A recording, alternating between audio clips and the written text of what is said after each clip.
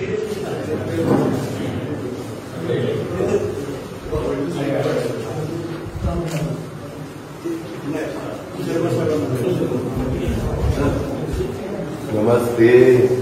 सुरेश पाटील साहेब, लक्ष राहू द्या आमच्यावर.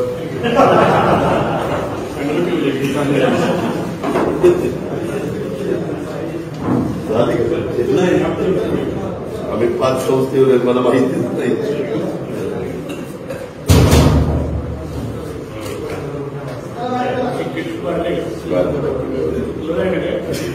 दाखवू हे असं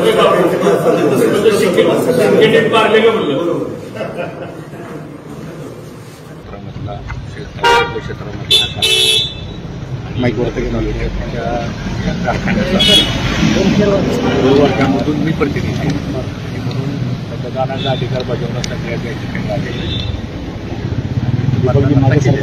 भाऊ, राष्ट्रवादी काँग्रेसला एकही जागा मिळाली नाही असं तालुकाध्यक्षांनी पत्रकार परिषद घेऊन सांगितलं. एकंदरीत काय आपली मागणी होती? मुळात सहकारामध्ये कुठला पक्ष वगैरे काय नसतो. इथं सर्वच एकत्रित येऊन पॅनल केलेलं आहे.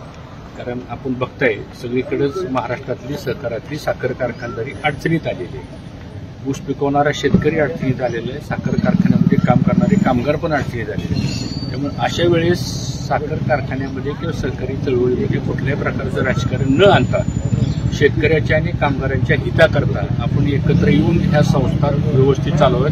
आम्ही पण काही कारखाने चालवतो, तिथं पण अडचणी खूप आहेत. महाराष्ट्रात अडचणी खूप आहेत.